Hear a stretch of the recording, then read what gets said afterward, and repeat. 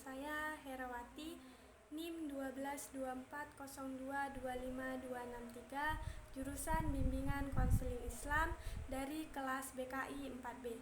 Baik, langsung saja saya akan menjelaskan materi yang pertama, yaitu tentang etika bisnis. Dalam dunia bisnis, etika itu sangatlah diperlukan. Mengapa dikatakan sangat diperlukan? Karena etika dapat membantu mengelola dan menjalankan sebuah bisnis. Dengan etika yang baik, secara otomatis bisnis akan lebih mudah berkembang. Berikut beberapa keuntungannya akan saya sebutkan. Yang pertama yaitu reputasi akan menjadi lebih baik, peningkatan citra perusahaan di mata konsumen. Yang kedua yaitu kepatuhan hukum, membantu perusahaan untuk mematuhi peraturan dan hukum yang berlaku. Yang ketiga yaitu karyawan lebih termotivasi, karena lingkungan kerja yang beretika dapat meningkatkan kepuasan dan memotivasi karyawan. Selanjutnya yang keempat yaitu keunggulan kompetitif. Etika bisnis yang baik dapat membantu perusahaan lebih menarik di mata konsumen. Selanjutnya yang terakhir yaitu yang kelima, pengembangan jangka panjang. Etika bisnis dapat membantu perusahaan berhubungan yang langgeng dengan pelanggan, karyawan, dan sebagainya. Lalu apa itu etika bisnis?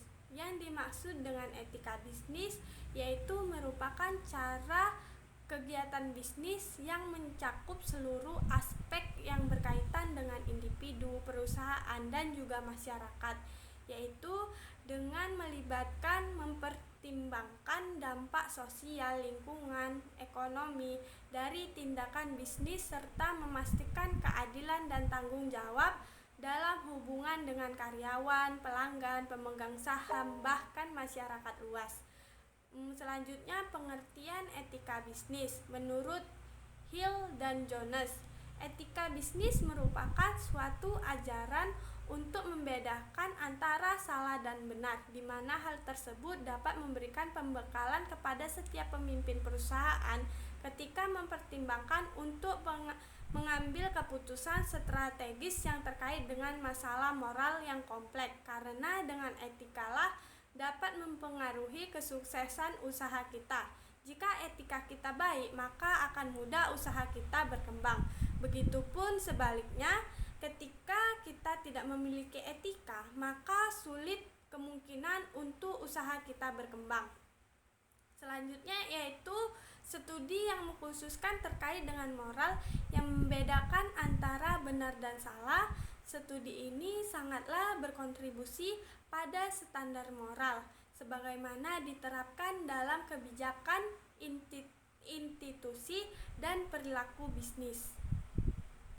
Selanjutnya, etika bisnis secara hakiki merupakan applied ethics atau biasa disebut dengan etika terapan, yaitu etika bisnis merupakan wilayah penerapan prinsip-prinsip moral umum pada wilayah tindak manusia di bidang ekonomi, khususnya bisnis.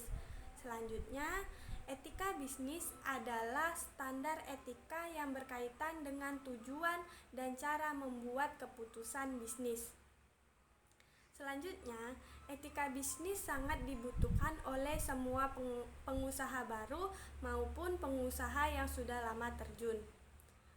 Di dunia bisnis sendiri, tujuan etika bisnis yaitu bagi pengusaha adalah untuk mendorong kesadaran moral dan memberikan batasan-batasan bagi para pengusaha atau pelaku bisnis untuk menjalankan good business. Yang dimaksud dengan good business yaitu bisnis yang baik, tidak hanya mencari keuntungan semata, akan tetapi bisnis yang baik yaitu berperilaku yang sesuai dengan norma moral.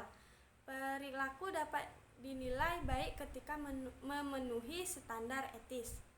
Kemudian tidak melakukan monkey business.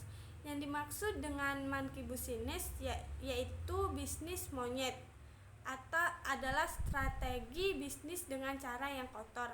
Mengapa dianalogikan dengan hewan monyet?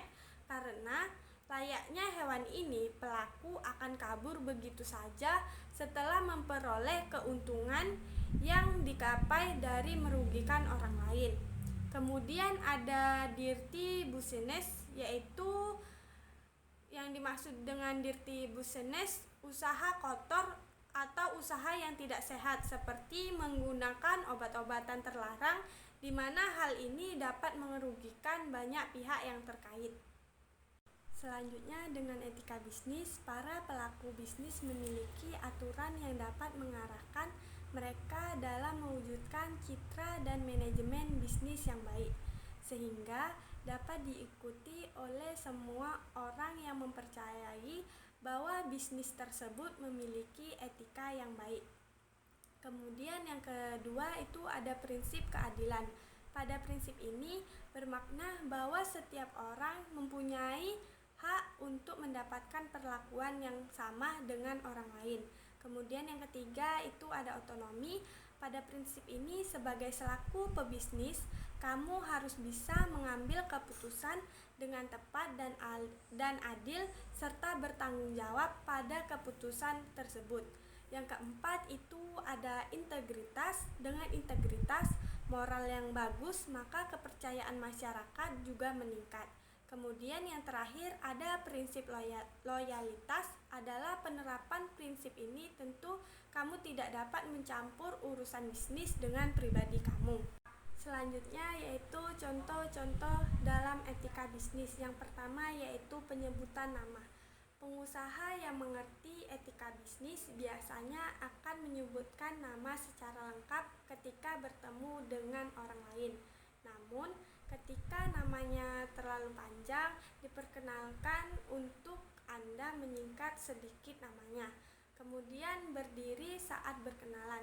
Selain menunjukkan kesopanan, berdiri saat berkenalan juga dapat mempertegas kehadiran Anda. Namun, jika kondisi tidak memungkinkan untuk berdiri, kita bisa juga dengan membungkukkan sedikit seperti ini ya. Dengan begitu, rekan bisnis Anda akan menilai Anda memiliki nilai moral yang tinggi. Kemudian, ucapkan terima kasih. Ketika Anda menghadiri suatu acara bisnis, jangan pernah lupa untuk mengucapkan terima kasih. Misalnya contohnya ini ya, terima kasih telah mengundang saya dalam acara Anda. Tapi jangan mengucapkan kalimat tersebut secara berlebihan, karena bisa saja rekan kerja Anda akan menilai bahwa Anda sangat memerlukan bantuan dari mereka. Kemudian bayar tagihan ketika mengundang sebagai tuan rumah. Yang mengundang pertemuan sebaiknya kita yang harus membayar tagihan tersebut. Dengan memiliki etika bisnis yang baik, perusahaan akan memiliki daya saing yang tinggi sehingga memiliki kemampuan dalam menciptakan nilai. Selanjutnya materi kedua yang akan saya jelaskan yaitu tentang bentuk usaha dan syarat pendiriannya. Pengertian dari badan usaha yaitu satu kesatuan organisasi yang melakukan proses produksi untuk memenuhi kebutuhan manusia dengan tujuan mencari laba.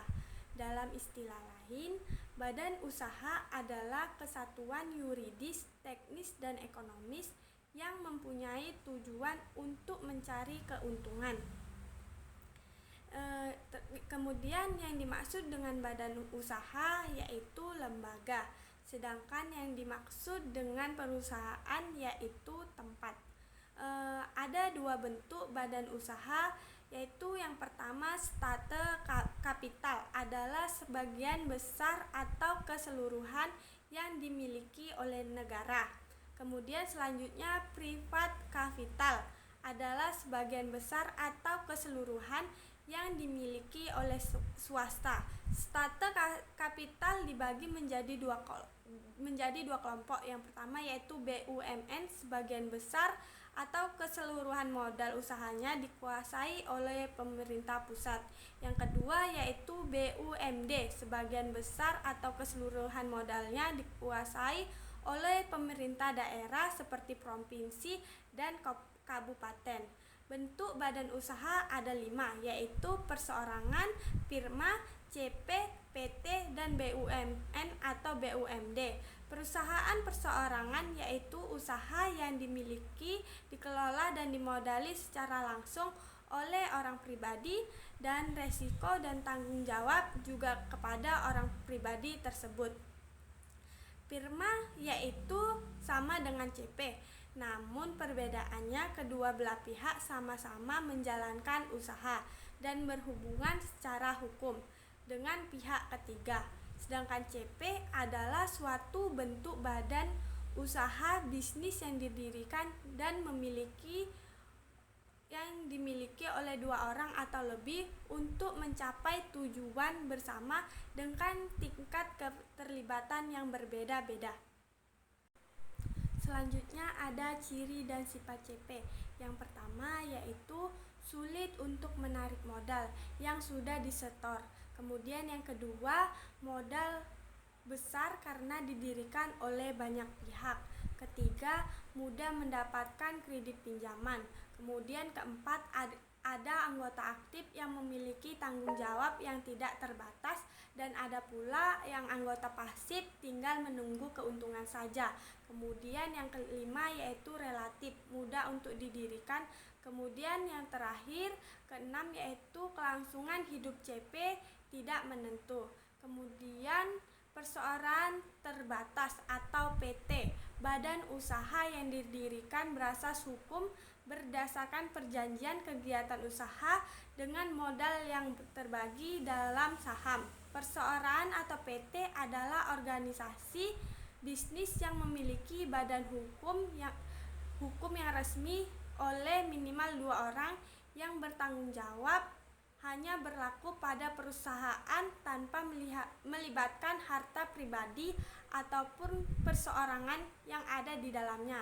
Ciri dan sifat PT ada 10, namun yang bisa saya sebutkan hanya 3, yaitu yang pertama, kewajiban terbatas pada modal tanpa melibatkan harta pribadi. Yang kedua yaitu modal dan ukuran perusahaan besar. Kemudian yang ketiga, kepemilikan mudah berpindah tangan. Selanjutnya BUMN, Badan Usaha Milik Negara. BUMN merupakan salah satu pelaku ekonomi dalam sistem perekonomian nasional. Di samping badan usaha swasta, BUMS dan koperasi, BUMN berasal dari kontribusi dalam perekonomian Indonesia. Fungsi badan usaha milik negara ada 10, namun yang dapat saya sampaikan hanya 3. Yang pertama yaitu sebagai penyedia barang ekonomis dan jasa yang tidak disediakan oleh swasta. Yang kedua yaitu merupakan alat pemerintah dalam menata kebijakan perekonomian. Kemudian yang ketiga yaitu sebagai penyedia layanan dalam kebutuhan negara. Selanjutnya yaitu waralaba. Waralaba adalah suatu sistem pendistribusian barang atau jasa. Istilah waralaba yaitu asing dan domestik. Yang pertama, franchisor atau pemberi waralaba. Kemudian yang kedua yaitu franchise atau penerima waralaba. Baik, mungkin hanya itu yang dapat saya sampaikan. Wassalamualaikum warahmatullahi wabarakatuh.